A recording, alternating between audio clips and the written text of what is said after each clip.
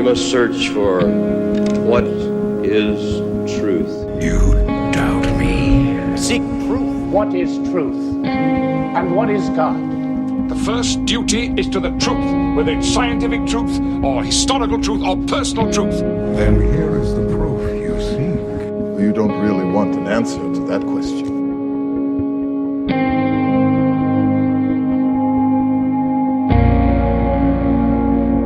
Welcome to the AxPx podcast. Honest conversations about faith, doubt, disbelief, hope, and everything in between. I'm Sean DeRigger. Today we begin a series called Processing Belief Through Music. Now, this is a series I've been trying to gather interviews for quite a while. I was going to do all of these interviews in one podcast episode. However, everyone I talked to is so gracious with their time. This has turned into 3 episodes. So for the next few weeks, I'll be interviewing artists like David Bazan and Derek Webb. There's a couple more surprises I'm hoping to work in there. But today I'm talking to T.W. Walsh. I also would love to hear your stories. If you'd like to participate on the next couple episodes, please call 951-723 5586 and leave me a voicemail. The number is 951-723-5586. I'd like to know how music, whether you create it or you consume it, has helped you process your faith, your doubt, or your disbelief.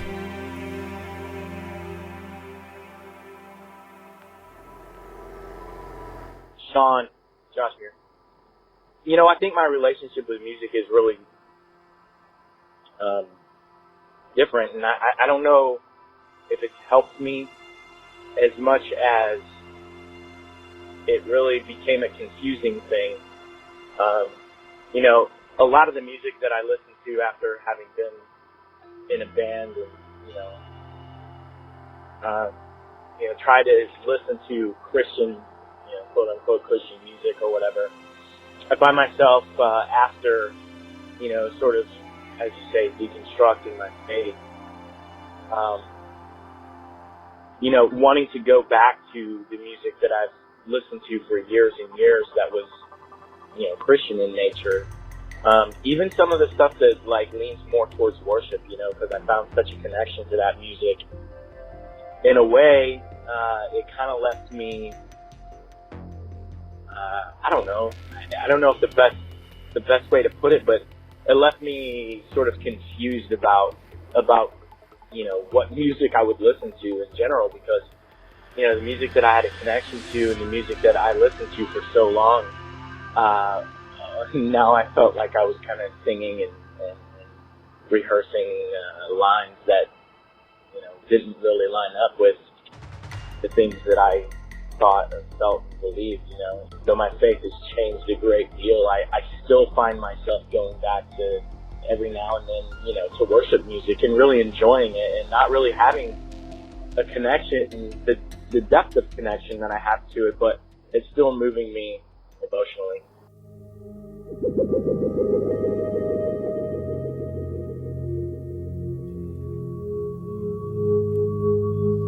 Hey, this is Brian from Seattle. I grew up in a Christian household, evangelical, and most of my music was Christian music and oldies. And although I listened to a lot of Christian music, it wasn't ever something that really spoke to me, and I always felt isolated. The message in that music was always that everything was going to be awesome as long as you believed enough or prayed enough or loved God enough. And things weren't always awesome for me.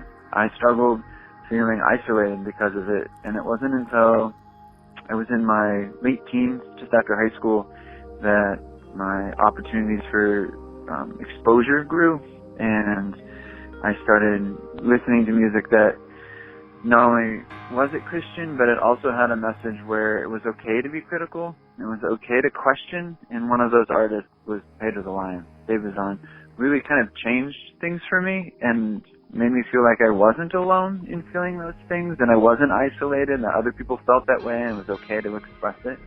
And that was really helpful. That idea that it's okay to ask those questions really changed the way I looked at my faith, and the journey that I've been on has really changed because of that. And I think allowing that opportunity for exposure is something that I look forward to providing my kids as they grow up, and hearing their questions and sharing the fact that I don't have any answers. It's a journey, and because music's important to me, having that message in the music has been something that's beneficial. In 2007, I fell in love with the soft drugs. T.W. Walsh had come out of a 3-year stint with Pedro the Lion and started his own band, and his music had a cool, laid-back vibe. Very different than the melancholy of Pedro the Lion. I was hooked ever since. Around 2008, I was able to interview him for an old podcast of mine. Now, because of his collaboration with Bazan, I figured he was the most famous person I had ever interviewed. Since then, I've followed his music career with enthusiasm. Every new T.W. Walsh album was embraced with open arms. He's remastered the entire Pedro the Lion discography, exclusively for vinyl and digital re-release, and he's always up for a good side project. Be on the lookout for Low Tom. Trust me.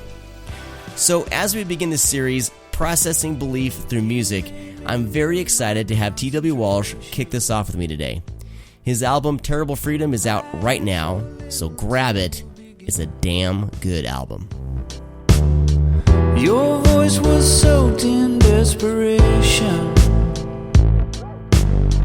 My voice was wet with juice and gin. Compared to this one with your last album, how did you approach this one as far as musically, like recording? I know because you were involved with headphones with David Bazan, so you had a lot of electronic elements in there. He's bringing a lot more electronic elements into his albums, and you've always had a kind of a blend of both. Yeah, even before that, on my first record, which came out in 1999, which is almost 20 years ago now, but that record had drum machines on it, and it had keyboards. I don't think I had access to any actual synthesizers back then, but again, that's just like a logistical thing. Now, in order to kind of get access to that kind of technology back then, you actually had to buy hardware. You had to buy a hardware synthesizer. You had to know how to work with synthesis, and it was just really, the people who had synthesizers in the 90s were, they were kind of more like engineers than anything else, and so I just didn't have access to that stuff. You could buy a drum machine for a couple $100, so that, and as a drummer, it was easy to program.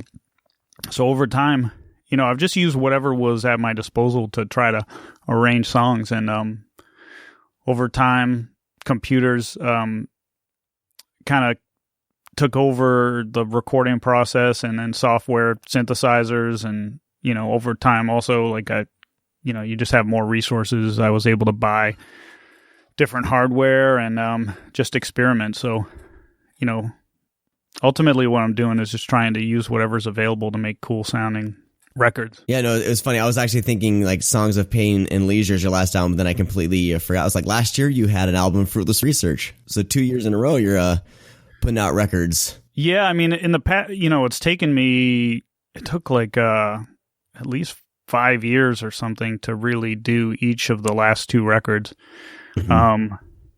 It was probably 3 to 5 years between the Soft Drugs and Pain and Leisure. Yeah, just more like 3, and then it was 5 years between that and Fruitless Research. And this last one, the one that I'm putting out now, it's just like basically a year after Fruitless Research came out. So it happened a lot faster than the last couple.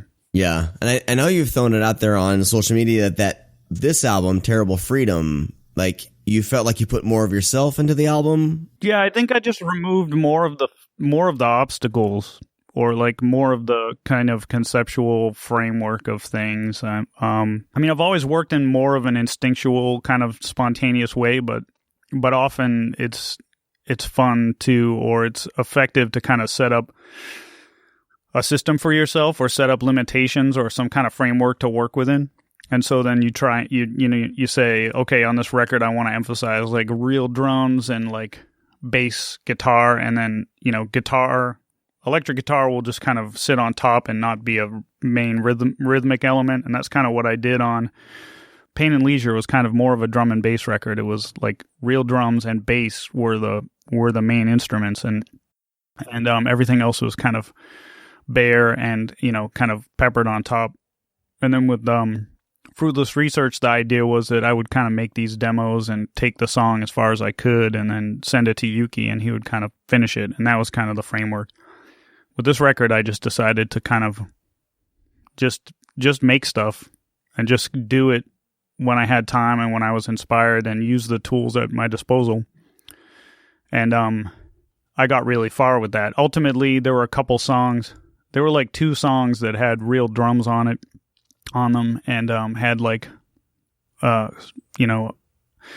rhythm guitar and stuff, and those felt so anachronistic with the other 8 songs on the record that I decided to retrack those in the same style. But for the most part, it was kind of just a natural process of doing whatever I wanted, and kind of this aesthetic kind of emerged of these classic drum machine sounds and synthesizers, and then kind of lead guitar, on top of it. And it kind of came together naturally.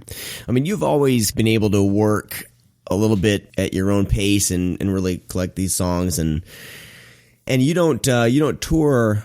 You just put out the records, right? Yeah, there was a period of time where I was a professional musician for a few years, and that's when I was playing with Dave and Pedro the Lion, and we did a lot of touring.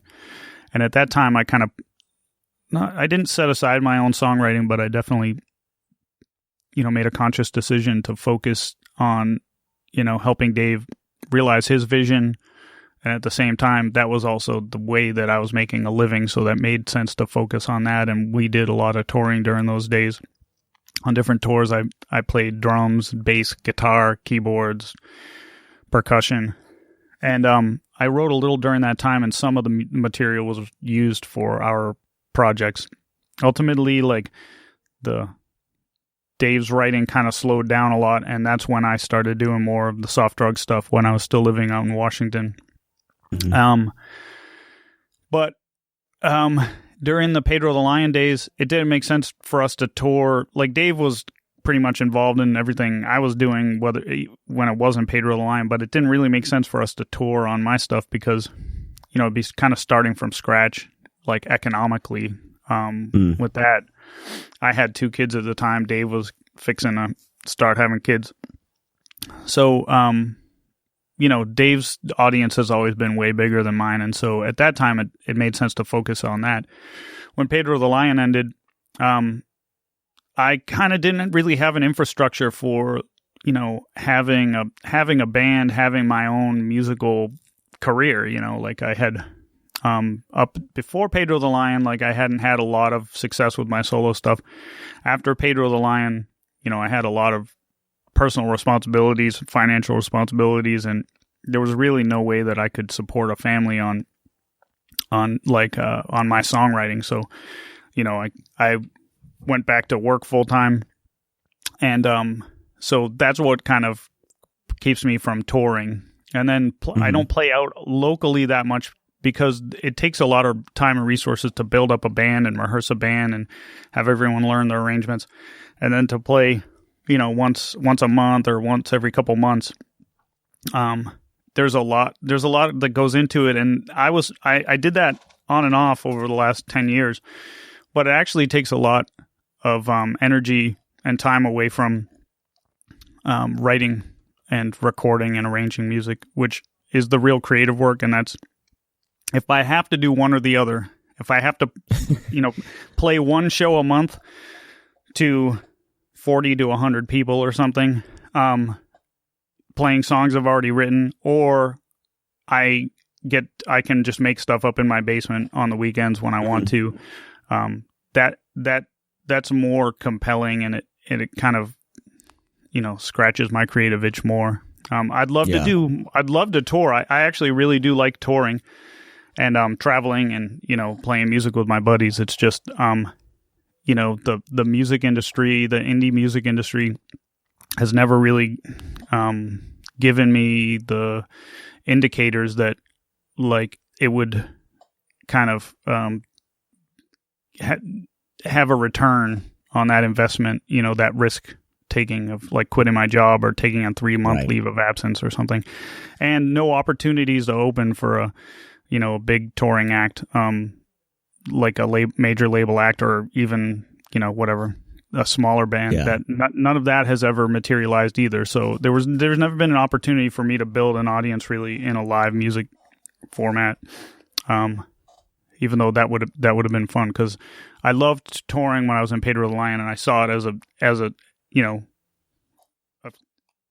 kind of an enjoyable lifestyle that I would hopefully be able to perpetuate into old age. But it just didn't turn out that way. I toured a little bit with a few Christian bands, but I was like more of a stage manager. But that was a lot of fun to do when I was single and had no responsibilities. And as soon as I met my wife, I was like done with the road. Like almost immediately, I was kind of like, I'm going to kind of hang out with this pretty girl instead of being gone. And then, of course, we got married, started a family, and you know, the whole real world, real life stuff started. But not saying that touring musicians is not a real life. It's a harder life. It's a harder path. You know, a lot of my friends who still tour and do that, it's, you know, some of them have put a strain on their marriage and their relationships. Some of them, they've worked it out. But yeah, it's definitely a harder road to follow if you're in that lifestyle. Yeah, I mean, it's hard, but I mean, everything in life is hard. And you have to just right, yeah. You have to kind of take care with your relationships and you know, and balance relationships with career. Like I know a lot of professional musicians who are, you know, able to make a good living touring, whatever it is, 100 days a year, and they're comfortable. They're on buses. They get showers. That, you know, like traveling in a grimy van with 6 dudes. Until I'm 75, I probably would not have hung on for that. But as far as like, you know, touring, theaters, you know, in a bus, for until I was 60, I probably could have handled that, you know. Yeah. And you just do it. You just manage your career in a way that it makes it work, but it requires a lot of luck along the way too. Yeah. When you were doing the stuff with for Pedro the Lion, you kind of got roped into, because at the time they were very much in the Christian circles, and I know that the Pedro the Lion stuff, especially from Achilles' heel on, was kind of testing the waters with that audience. Did you see from your vantage point like the Christian fan base? Were you involved with that at all? Like, did you even think about it? What was at that time, like, I guess, what was your personal faith in relation to what you guys were doing? Did it matter? That's an interesting question. And actually this came up, like Dave came through town and played a show, and somebody was asking me about that time and like what my relationship to all that stuff was. And to be honest, I was kind of playing in the band before I even knew there was a Jesus angle to it, which I know is probably hard to believe, but the way I came to Pedro the Lion was I read a review of one of the records, and it was in Tape Op magazine. It's a magazine about like, you know, music recording, but from kind of an indie perspective. Great magazine. This would have been around 98 or something, you know, around the time that I graduated college. I read a review of either It's Hard to Find a Friend or The Only Reason I Feel Secure, or maybe it was a review of both records, like wrapped into one in that magazine. And it sounded like a really interesting band. And, you know, back then, the only way, there was no Napster and stuff like that. And the only way to hear a band was that wasn't being played on the radio was to buy the record. So I bought the records, and I really fell in love with the records. And because I didn't come up in a culture like a Christian music culture, you know, I grew up kind of a secular Catholic, and I wasn't even aware that there was a Christian music industry. I'd never heard of Cornerstone. You know, my relationship being from the Northeast to evangelical Christianity was basically the 700 Club, and okay, like clicking through the stations, the cable stations, and seeing preachers, like televangelists, basically. And I had no frame of reference for any kind of other flavor of Protestantism. There was, a couple Protestant churches in the area, but I didn't really have any frame of reference for that. Most of the people I knew were Italian and Irish Catholics, or they were Jewish. And so when I was listening to Pedro the Lion, I was listening through kind of just a secular Yankee lens, and it just sounded like music to me. And then maybe any of the references that Dave was making in the context of his relationship with God or his faith, probably sounded to me like, romantic love songs, or, lyrics about romantic love. And so, because I was so ignorant of the whole thing, I had gotten involved with Made in Mexico Records because I fell in love with these records, and I had been playing drums in bands, and I was a good drummer, and the bands I was in, I was really invested in. But on the side, I had also started recording my own songs.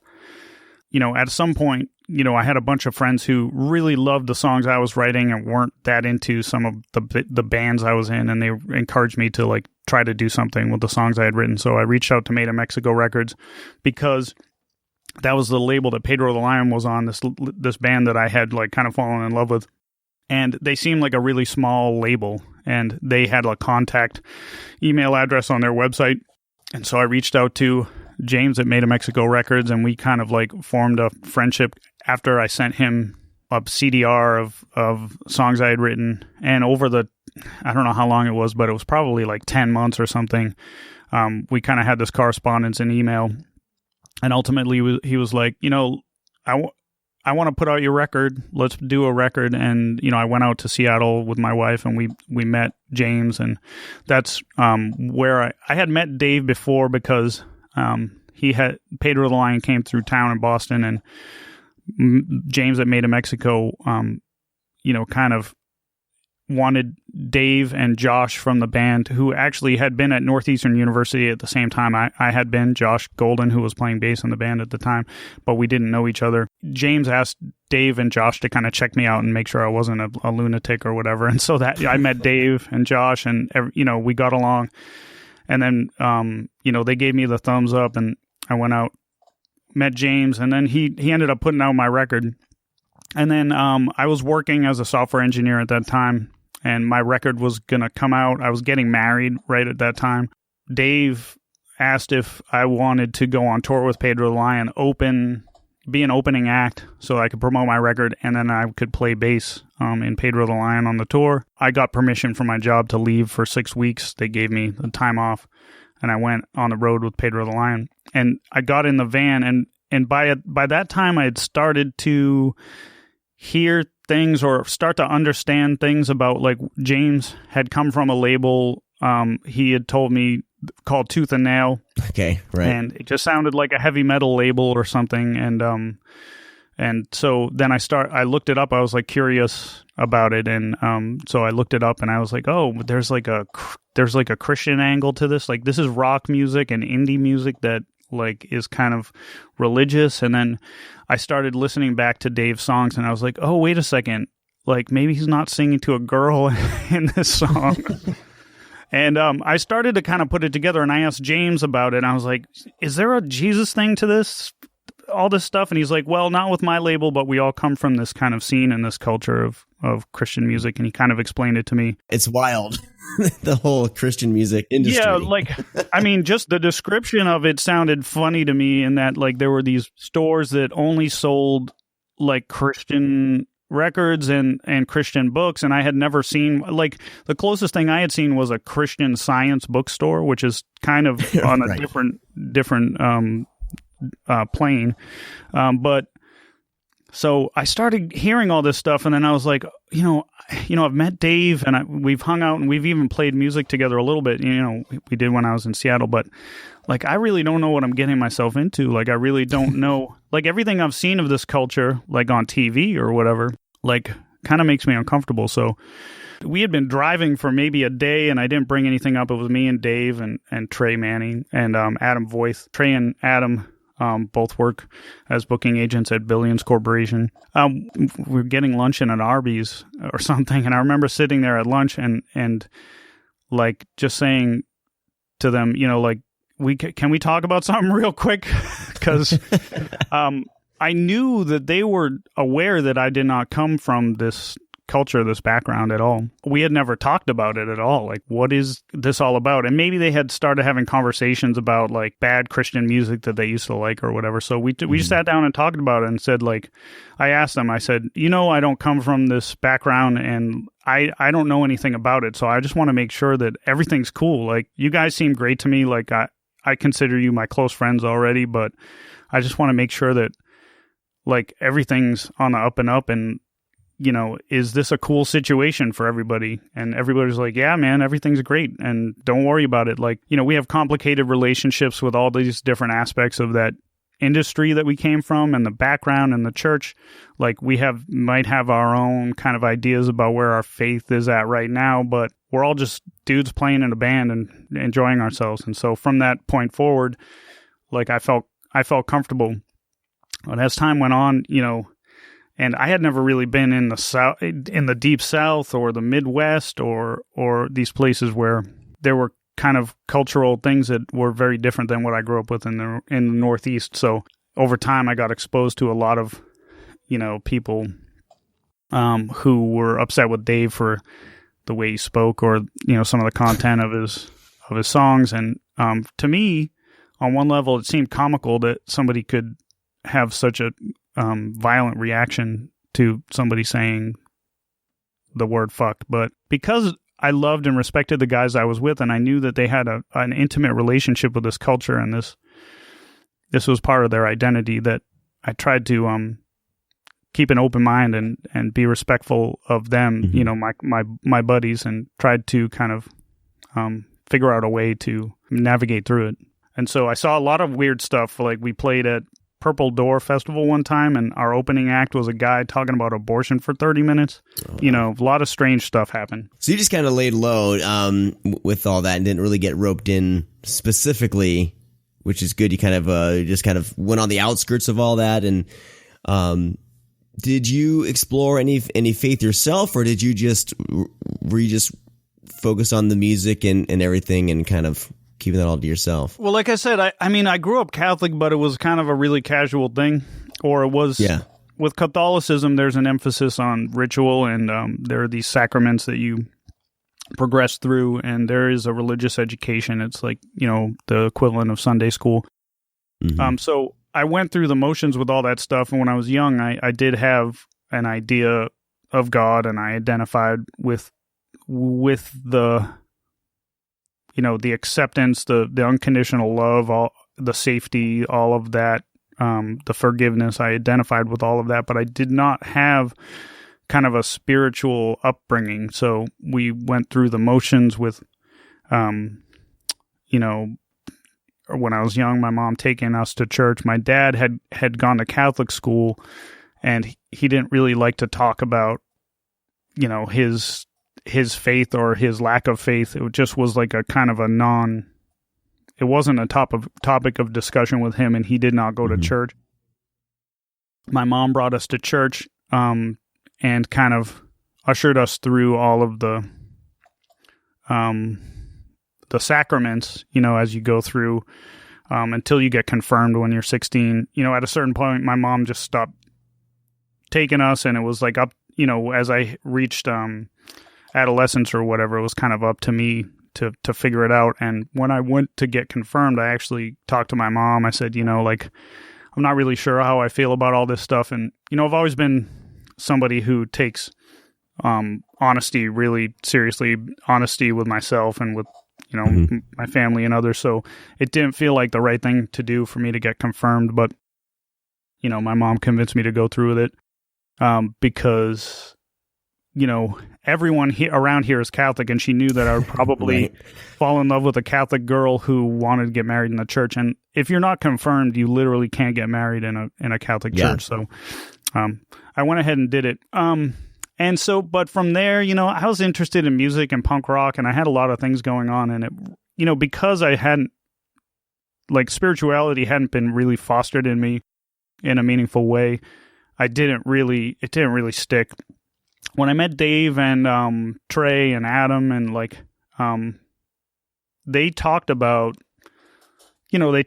mostly their history in the church and stuff, and so, but also there were kind of theological discussions and stuff like that. So at a certain point, I started to get kind of reinterested in it in the context of like, the actual theology aspect and the philosophy of it. I read some like C.S. Lewis and stuff like that, and some of the history of the Protestant church, and like trying to figure out what the Reformation was all about, and what I started trying to contextualize all my repeated exposure to all of this information, like through my friends who had come from Protestantism, and it was a very different upbringing and a different approach. And so there were some aspects of that appealed to me, not the form, but not the religion, but the spiritual aspects and the faith aspects.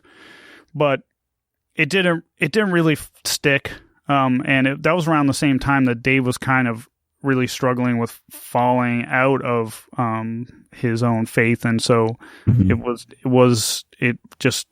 wasn't meant to be for me, as far as like kind of really identifying with that form of spirituality ultimately. Leaving the lights on, keeping her back beneath the bed, killing your question, changing your tire to fix your dread. So what inspires you, like, when you sit down to write, like on these past few records? I know this last one, the two singles you've released, like, especially I think My Generation, like, it sounds like there's some politically charged things. Like, what are the things that really drive you to need to go down to the basement or wherever you record and just, hash something out? Or do you work through personal issues through your music to use it as a sort of therapy, or is it more just like, how do you approach music personally? That's a good question. I don't use creating music as a form of therapy. I do a lot of personal development and kind of like contemplation. I have a meditation practice, so I'm doing kind of spiritual practice. But I wouldn't say songwriting is necessarily central to the practice. It's more of like a byproduct. And so making songs is just what I've done for the last 30 years almost. Like I started writing, I was primarily a drummer, but I got a guitar probably when I was 13 or something. And, I really started writing songs when I was about 16. So whatever, 25, 26, 7 years. And so this is basically it's my hobby. It's my just way of expressing myself. And so whatever comes out content wise is just a byproduct of wherever my subconscious is at that moment, and it's really, I don't start from a point of like a conceptual starting line. I don't have an agenda when I sit down and write a song. I just kind of puke out content and try to like make sense of it. And the way I see songwriting isn't really, a lot of times people ask me what my songs mean, and it kind of frustrates me because I say, do you mean, what did the lyrics mean? Like, a song is a holistic kind of event, right? It's this time traveling, kind of amorphous thing where, it's not meant to be picked apart. It's meant to be experienced. And so, I guess I just make them, instinctively and spontaneously. And but when I reflect on what the lyrics mean later, I'd say that on this record, what kind of came out was more, a sense of frustration with the direction that the global culture is going in, and the culture of America is headed. Yeah. And these are all things that people have been warning us about for generations and hundreds of years. Over dependence on technology and this pornographic kind of obsession with entertainment, and a lack of compassion, and it's just paying lip service to values that your actions don't bear out. And so I think it's just what came out is kind of just a reflection of where I see the world headed. And it's kind of, I don't mean it as necessarily a warning sign to anybody, because to be honest, there's not a lot of people listening to me, but it's where my head it's where my head is at. All of us feel like that in all the different areas we're at. We feel like there's not a lot of people listening to what we're saying, especially this last election. Right. But that's very interesting, and that's what I'm trying to do with this episode, is see how other people approach their music and their creation of that music, because there's other artists that I know that really like pine over the lyrics and the direction of the record and what is this song saying, and they go back and forth. Whenever, I mean, I've dabbled in songwriting. I have a friend who's hopefully coming out in the summer for him and I to write together. He's more of a stream of consciousness writer, where we work our best when, like, we're going to record in June, I think, and we have no demos, no nothing. Like, we've always done our best to work together, just sitting in a room with some whiskey and some beer, and just putting things down, and recording them. And he just has like a poem book that he just kind of stream of consciousness just writes, and then we form that into a song, and we can look back and go, oh, that's what I was feeling back then. And I feel like that kind of songwriting, that there's a value to it, because you can kind of look back and get back into like the headspace you were in when you wrote that, and not really realize, and you kind of looking back go, oh, that's what was happening in the culture. That's what I was going through or thinking about. And that form of songwriting is very interesting and very valuable. I think I've always been that way, in that it's almost like a trance-like state, the creative state for me. And I think that when I met Dave, I was so blown away by his ability to work from concept down, right? So, like, he started, when I met him, he was working on Winners Never Quit. He was working on that record, and he was, we had to spend a lot of time driving, so he was telling me about this morality tale and the concept behind every song, and he always sequences records in a lyrical kind of narrative. So he takes the lyric. Well, I don't know if he still does this, to be honest, but he would take the lyric. The lyric was the most important aspect of the sequence of the tracks, and so he was writing this story, and he was filling in the holes with the lyrics and writing these songs around the story. And I was so blown away by that. It seemed like a level, and a style of songwriting I really aspired to. And I actually lost a few years there of songwriting, but trying to kind of bring that approach into my own work, and it just failed miserably. So ultimately I returned to like just kind of writing in the stream of consciousness kind of subconscious way, and then applying the craft aspects to maybe more of the music, where I would work on chord substitutions and like do kind of work on syncopated rhythms and stuff, but lyrically especially just like still just kind of working in this kind of free poetry kind of way. Yeah. And then ultimately, that's one of the things I feel good about was that I think Dave writes from a more subconscious place now, and I think his work is really rich because of it. And you know, I like to think that maybe in the way that's a little bit like a lot of what he did rubbed off on me, maybe just a teeny bit of what I did rubbed off on him. I think most artists would say, especially if they're spending a lot of time with each other, you do influence each other in some ways, and maybe even more subconsciously, who knows. But I'm definitely, when I'm around more artistic people, I feel like I get more creative and I kind of draw from that. So sure. Yeah, and you start to think, well, it's around, and then you start to think, like, I wonder what I could do. I've never really thought about working in this medium before, and like, trying to bring something to it. You've kind of operated in, you know, not in the general touring mode or anything. And I know in the past, when I had you on like years ago, when I was first jumping into podcasting, I think digital music sales and everything were going, and there was kind of this big unknown about, you know, piracy and everything. Well, now we're in a model with this kind of subscription model, like the iTunes Music and Spotify.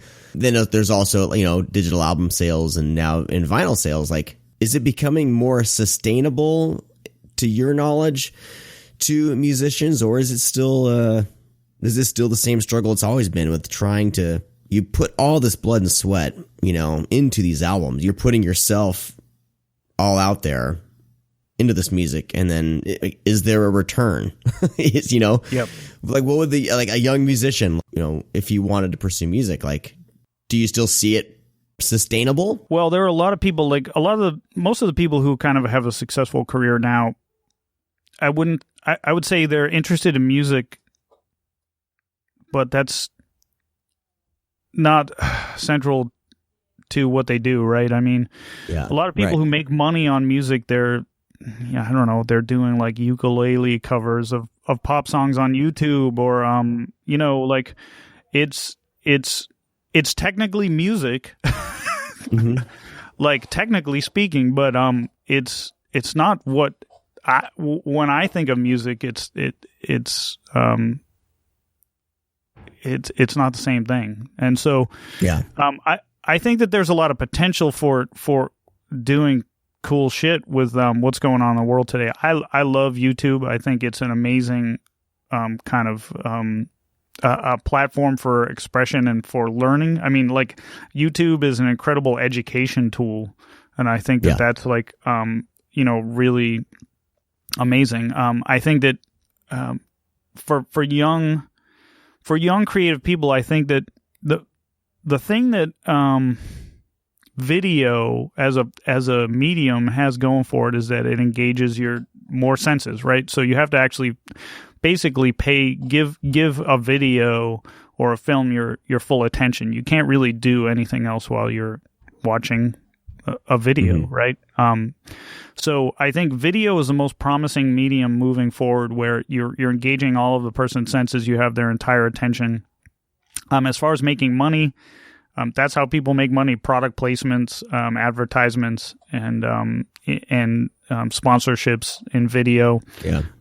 I think that, like, people like Casey Neistat, who's making a really good living as a, you know, somebody who's creating content. That's what he does. He like forms alliances with large corporations who want to trade on his audience. And so I think that you would have to have like a kind of a fundamentally different worldview from the one that I grew up with, which is like, you know, I create something using my heart and soul, and it connects with you as a listener, and you find it valuable to the point where you want to share some of your resources with me, a direct connection with people.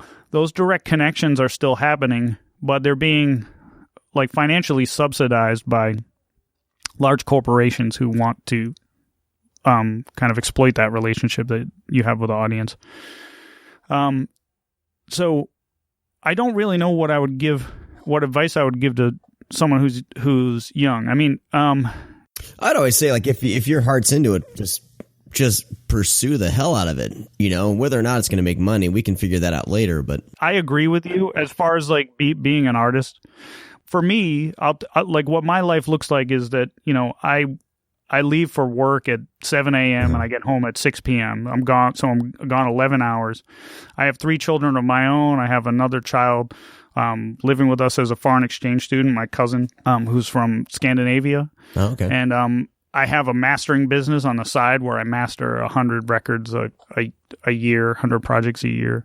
And so for me, I simply don't have time to do the creative work that I would want to do. And because I'm prioritizing my life in a way that I feel like is, ethical, and I love my family and I want to, experience the world with my family.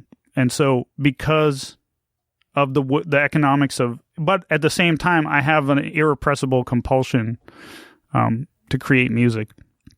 And but I have to constantly reevaluate, how I'm going to go about doing that, and I have to cut a lot of corners and create subpar work, because I'm only able to make this music an hour at a time, 45 minutes at a time. And so, I'm basically happy with the last couple records I've made.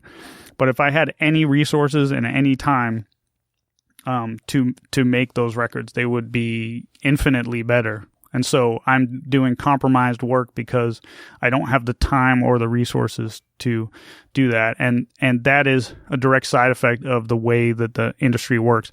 At the same time, my music might just be too weird for a broad audience. But to be honest, like, I've gotten a lot of feedback from people that would contradict that statement. So I don't really know where I fit into things. But even well, you sound like a true artist, that's for sure. Like, yeah, even friends of mine who have historically been able to make a living, like Bazan, he's struggling in the current kind of state of the music industry, and he hasn't really changed anything that he's done. He maybe hasn't changed with the times, as much as he should have. I don't know. I wouldn't know how to judge that necessarily, but he's doing better work than he's ever done, and he's not thriving in that system. I think that for people who are coming up and trying to do art now, like work in video, even if you're a musician, I would say somehow figure out a way to work in video, leverage YouTube as a platform, because people are more engaged in that. Music is just a commodity now. It's something that, again, it's like the technology companies like Apple, the hardware companies, are benefiting from people's love of music. The music media corporations like Condé Nast and whoever owns all these friggin' websites, they're benefiting from leveraging the content that musicians are creating, but the musicians are not making a living wage from it, except for in extreme kind of luck cases, and I'm sure that those people are doing a lot worse financially than most would think.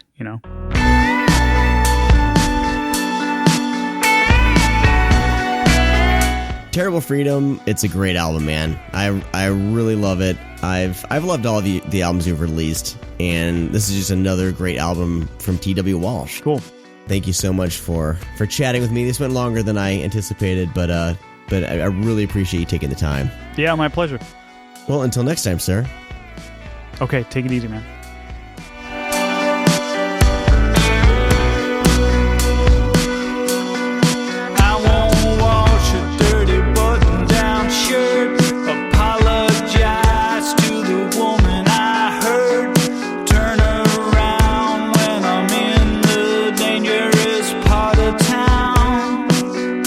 Like I stated at the beginning of the podcast, you can grab T.W. Walsh's album, Terrible Freedom, over at his Bandcamp, including some vinyl.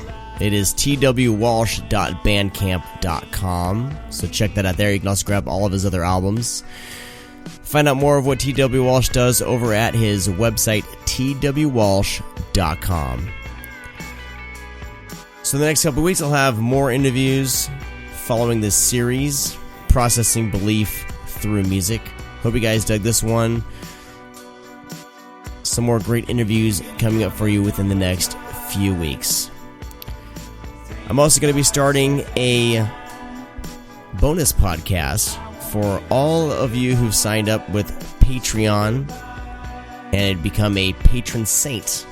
Go to patreon.com/theAxPx. It's only $1 a month, but I'm going to be starting a little bonus podcast called the AxPx Diaries. And I'm hoping this will be a short weekly little podcast, and it's basically shit going on in my head. I'm spitting out to podcast form for all of you. Should be fun. You can find all of our social media links over at theaxpx.com. Music for this episode by, of course, T.W. Walsh. Also, Slow Dancing Society and the Candle Park Stars. Find all of the music over at theaxpx.com/music. Thank you so much for listening. I'll talk to you next time.